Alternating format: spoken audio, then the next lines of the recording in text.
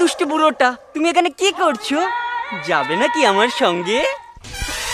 তোর বিচার আমার আদালতে হবে।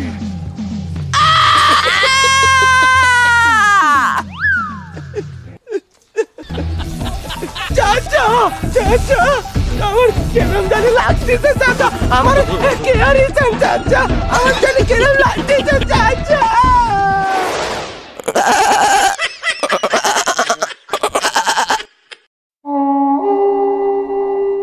পাগলাপুর বাংলাদেশের একটি কাল্পনিক গ্রাম।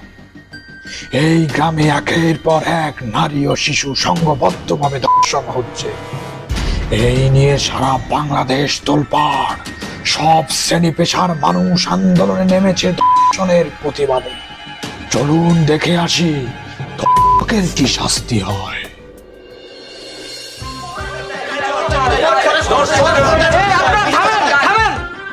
আরে বাবারে, আপনাকে সব প্রশ্নের উত্তর দেওয়ার জন্যই তো আজকে শুক্রবার বন্ধর দিন এই ভর দুপুর বেলা এই সংবাদ সম্মেলনটা ডাকিছি আমি।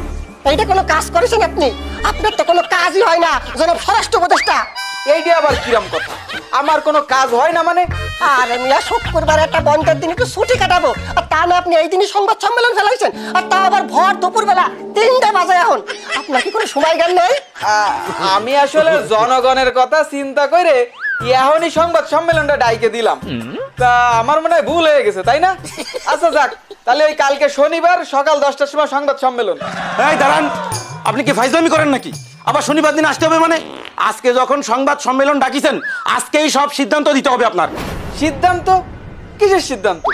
তোমাইকে এরই ডাইসি হলো আইন শৃঙ্খলা উন্নতি করার ব্যাপারে আলোচনা করার জন্য, তার মধ্যে আবার সিদ্ধান্ত আসলো কোন জায়গা থেকে? আহারে আহারে, কচি ফুকে ফিটার খাই কিছু বোঝে না। এই আপনি জানেন না সারা বাংলাদেশের মানুষ আপনার পদত্যাগের জন্য আন্দোলন করতেছে? হ্যাঁ, পাগলাপুর গ্রামে যে করে ধর্ষণ হয়েছে একটা আসামি আপনি ধরতে পারছেন। তাই বাংলাদেশের সব জনগণ চাই আপনি পদত্যাগ করেন। আরে বাবারে, মানুষ তো আমারে মাইরে দাফন কাফনও করে ফেলাইছে, তাইতে কি আমি মরে গেছি? আরে ওইসব পদত্যাগ কিচ্ছু হবে না, এই ছাড়া আর কি আছে তাই বলেন। তা আপনার বাহিনী কি করতেছে? এখনো একটা আসামিও ধরতে পারিনি। আরে বাবারে, তারা তো চেষ্টা চালায় যাচ্ছে, কোনো কুলু যদি না পায় তাহলে আসামি ধরবো কি রে? মিথ্যে কথা, আপনার বাহিনী কোনো কাজই করতেছে না। যদি করতো তাহলে এতদিন তো অন্তত একটা আসামি ধরে দেখাতো। শোনেন, হয় পদত্যাগ করেন, তা না হলে এই কেসের দায়িত্ব আমারে দেন, আমারে নিয়োগ করেন। তোমারে নিয়োগ দেব মানে? তুমি কিডা? তুমি সাংবাদিক না? বস সাবধান, আমি হলাম বাংলাদেশ প্রাইভেট গোয়েন্দা সংস্থার হেড, রয়্যাল বেঙ্গল ক্যাট। আর এরা দুজন হচ্ছে আমার প্রধান সহকারী।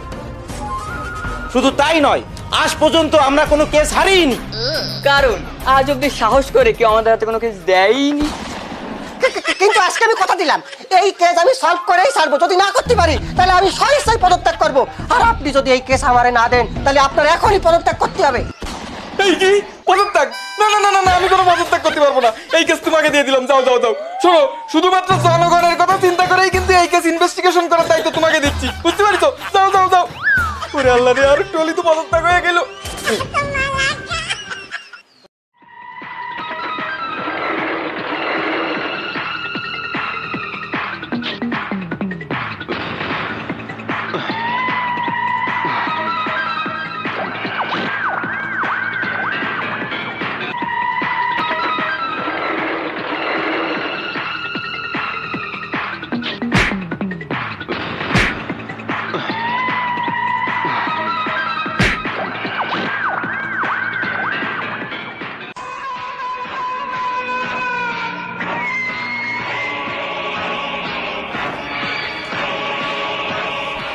এই শালার বুড়ো, তুই কিডা?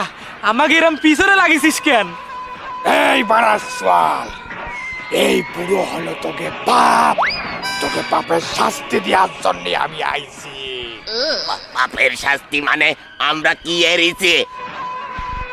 কি করেছিস মানে? তোরা ধর্ষণ করেছিস, তোরা নিষ্পাপ বাচ্চাকে জীবন তোরা নষ্ট করেছিস। ওরে বাবা, এই বুড়ো দিন সব জানে। এই বলা বলা বলা বলা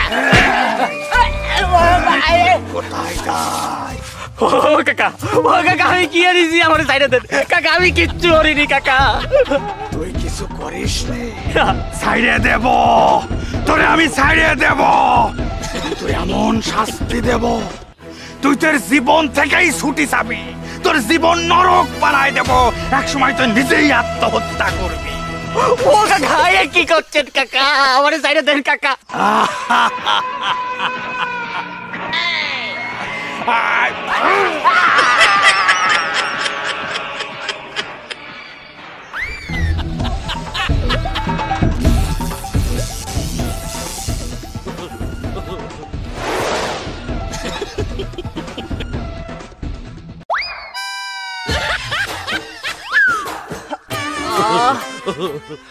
এ কি, এ কি, এ দুষ্টু বুড়োটা, তুমি এখানে কি করছো? যাবে নাকি আমার সঙ্গে? কাকা, আমি কি ভুলভাল কথা করছি? আমার শরীর এরকম লাগতেছে কেন কাকা? তুমি তো অনেক হ্যান্ডসাম, তোমাকে না আমার অনেক ভালো লেগেছে। যাবে নাকি আমার সঙ্গে? এই তো কাজ হইছে, কাজ হইছে আমার এক্সপেরিমেন্টে। এই 20 ml মাইরে দিছি, এতেই তোর কাজ হয়ে গেছে। আজ থেকে তুই আর মানুষ নেই, তুই এখন থেকে অভিশপ্ত। তোর জীবন আমি নরক বানায় দিছি। এই সমাজের মানুষ তোরে আর মানুষ বলে ডাকবে না। এখন থেকে তুই হিজলে হিজলে হিজলে। না, আমি বিশ্বাস করি না।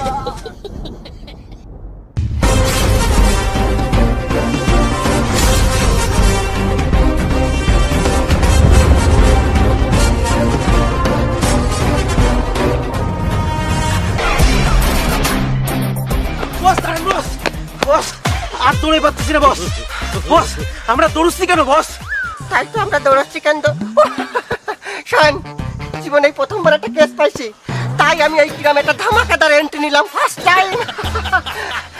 বয়েস অ্যাটেনশন, শোনো, আমরা এই গ্রামে ঢুকেছি, কিন্তু গ্রামের মানুষজন কোনোভাবে টেন্ডা পায় যে আমরা গোয়েন্দা, তাহলে কিন্তু সমস্যা হয়ে যেতে পারে। এ ভাই দাঁড়ান, কি হয়েছে? দাঁড় করালেন কে? এ ভাই, আমাকে দেখে কি মনে হয় আমরা গোয়েন্দা বাহিনী?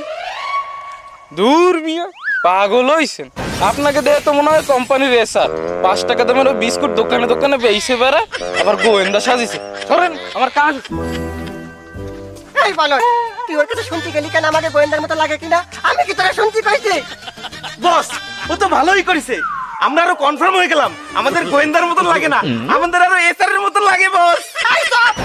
খবরদার, খবরদার, তোরা এই গ্রামে কারোর সাথে কথা বলবি না। যা কথা বলার আমি বলবো, তাহলে তোরা খেয়ে যাবো আমরা গোয়েন্দা কিনা। চল। মানে তুই কি করছিস? একটা বুড়া বেড়া তোর পাশে ইনজেকশন মারছে আর তুই হিজড়া হয়ে গেছিস? হয় রে, তুই আর এই সমস্ত শুনে কি করবি? আমার মতো কি ছাইয়া ছাইয়া হবি নাকি? আরে দূর বেটা, তোরা কি ভুলভাল করছিস? না না না, আমার কেমন জানি সন্দেহ আছে। আমার মনে আছে এই কোনোটা ঘাবলা নিশ্চিত আছে। আচ্ছা, আপনারা কি বলতে পারেন এটা কি পাগলাপুর গ্রাম? ওয়াও, কি হ্যান্ডসাম। আচ্ছা, তোমাকে তো এই গ্রামে আগে পরে দেখিনি, তুমি কি নতুন নাকি? হ্যাঁ, আমি এই গ্রামে নতুন, কিন্তু তোমার যেটা জিজ্ঞেস করছো ওইটা কি পাগলাপুর গ্রাম? হ্যাঁ, এটা পাগলাপুর গ্রাম। আর আমি তোমার প্রেমে হয়ে গেছি পাগল।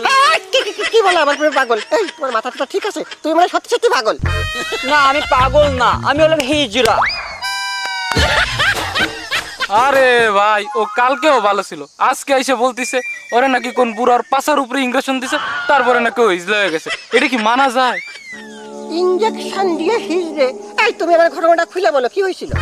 আসলে কি, ওই বুড়োটা আমাকে ধরে পাছা ইঞ্জেকশন মেরে দিয়ে আমাকে হিজড়া বানিয়ে দিয়েছে। ও তো সেই একই কথা, আমি এভাবে বুঝিনি, আমার কল্পনায় নিয়ে দেখাও। তাই? তাহলে চলো।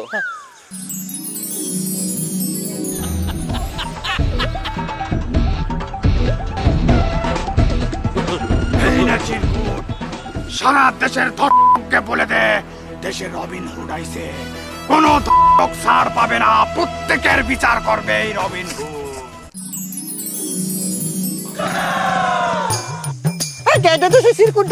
সিরকুট কই? চিরকুট এই যে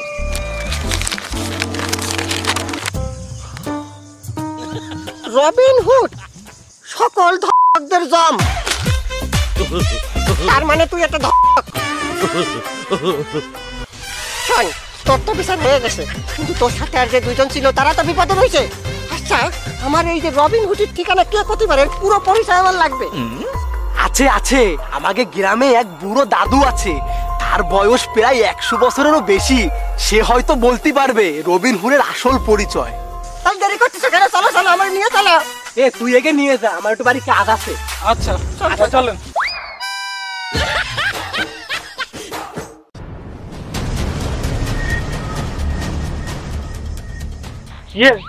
ওই শালার বুড়ো আমি কোয়ান্তে আসলো, এই গ্রামে তো আগে দেখিনি। আর শালা কি করতেছে আমাকে মতন দকে মারতেছে। ওরে আল্লাহ, ওরে ওরে বেশি কথা কইস নে, আর শব্দ করিস নে। শব্দ করলে ওই বুড়ো দেহে ফেললি তো পরেশান করে দেবে না। চাচা, ও চাচা, আমারে মাফ করে দেন, আমার কোনো দোষ নেই, আমি কিছু করিনি চাচা, সব অজ্ঞান, বহুত পেরেশান চাচা। মাফি তোরে কইরে দেব, আমি তোরে এমন মাফ করব যেন সারা জীবনে আর তোর কারো কাছে মাফ চাওয়া না লাগে। চাচা, আমি আপনার কি ক্ষতি এড়িয়েছি? ক্ষতি? তুই আমার কোনো ক্ষতি করিসনি, তুই ক্ষতি করিসিস পুরো জাতির। তুই একটা ধক, তোর বিচার আমার আদালতে হবে।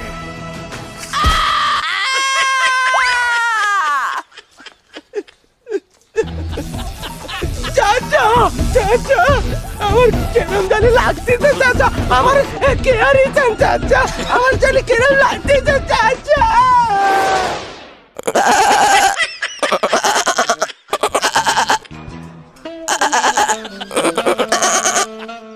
ওরে কুদা, এ কি চাচা, আপনি আমারে কি করে দিলেন? আমি তো ছাগল হয়ে গেছি। না না না কাকা, এসে মরে যাওয়া ভালো। আপনি আমারে মারিয়ে ফেলেন, আমারে ছাগল না বানাই আমারে মারিয়ে ফেলেন। ওরে না রে পাগল, তোরে তো আমি ছাগল বানাইনি, তোরে আমি বানাইছি ছাগি। সারা জীবন পাঠা ছাগল তোরে বলাৎকার করবে, আর এই কষ্ট নিয়ে বাইচে থাকবি। এই কষ্টের কথা তুই কাউরে কতিও পারবি না।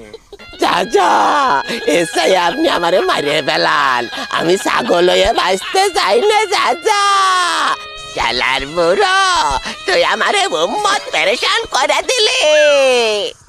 শালা ছাগি, তোর আমি যা করেছি করেছি, সারা জীবন তুই বুঝবি। যা এখন আমার সামনে যা যা।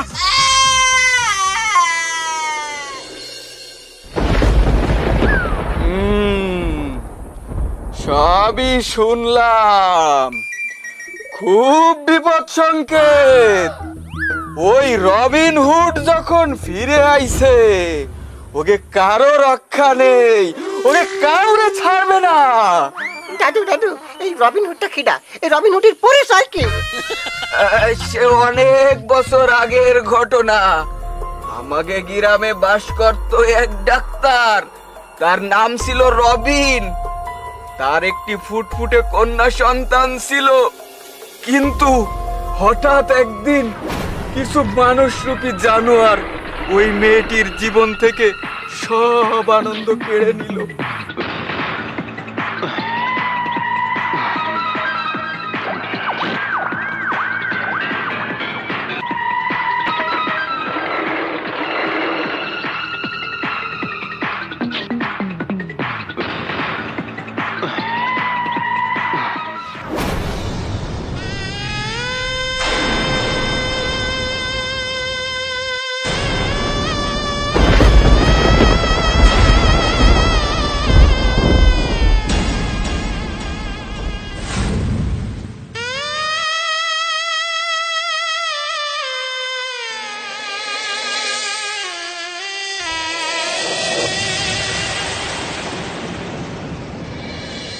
সেই থেকে রবিন ঘরের দরজা আটকায় দিয়ে গবেষণা শুরু করলো, কিন্তু কি যে গবেষণা করলো কেউ জানে না।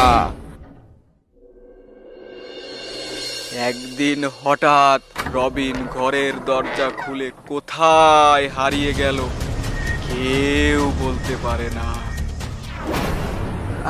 আজকে যখন রবিন ফিরে আইছে ওই জানোয়ারকে একটারেও ছাড়বে না, সব কটারে শেষ করে দেবে, সব কটারে শেষ করে দেবে।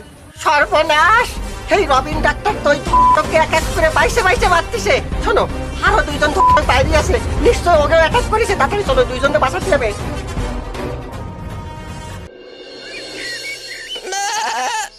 নান্টু কোথায় যাস? এই কে জঙ্গলের ভিতর নাম ধরে ডাকে? আমি আর নান্টু নেই, আমি নোরা ফাতে।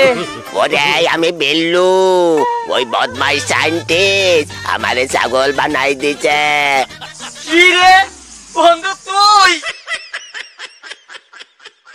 ওরে বিল্লু রে, ওই বুড়ো সাইন্টিস্ট আমাকে ছাইয়া ছাইয়া বানিয়ে দিয়েছে, আর তোকে বানিয়ে দিয়েছে ছাগল। ওর মাথায় যেন ঠাট্টা পড়ে, বুঝলি? আমরা এখন তো জিন্দা লাশ হয়ে গেলাম রে। ওরে ঠিক কইছিস, আমিও তো সবসময় এখন বিপদে থাকি। কালকে এক রাম পাঠা আইসে আমারে দাওয়া করিছে, অল্পর জন্য বাইসে গেছি। কি বললি? তোর পিছনে পাকা ছাগল লেগেছিল? আমার পিছনে না ছেলে পেলে লেগেছিল, একটুর জন্য বেঁচে এসেছি, নাহলে তো আমি বলাৎকার হয়ে যেতাম রে। ও দোস্ত আমারে সাইরে দে, ওই দেখ একটা বড় রাম পাঠা আসতেছে, আমারে বলৎকার করে দেবে না, আমারে সাইরে দে। ও তাই তাই তাই, যা যা যা, এদিক থেকে পালা পালা পালা, বেলা তোর মার।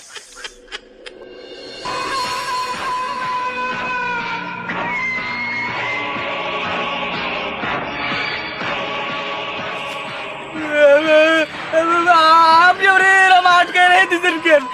আমি আপনার কি ক্ষতি করেছি? আমার আপনি মায়ের না চাইরে দেন। তুই আমার কি ক্ষতি করেছিস? তুই আমার মায়েরে মায়েরে ফেলাইছিস। ওরে তুই বাঁচতে দিস নি, তুই একটা ধস। না না না, আমি আপনার মায়েরে মারিনি। আরে আপনার মায়েরে তো আমি চিনি না, তাহলে কি করে মারবো? আমার চাইরে দেন। মৃত্যু, তুই একটা ধস। তোর জন্য আমার নিষ্পাপ মায়েরা বাঁচতে পারিনি। পৃথিবীর প্রত্যেকটা ধর্মিতা মেয়ে আমার মেয়ে, আমার জান্নাত। তোরা আমার জান্নাত রে বাঁচতে দিসটি। তোরও এই পৃথিবীতে বেঁচে থাকার কোনো অধিকার নেই। তোরও আমার জান্নাতের কাছে চলে যেতে হবে।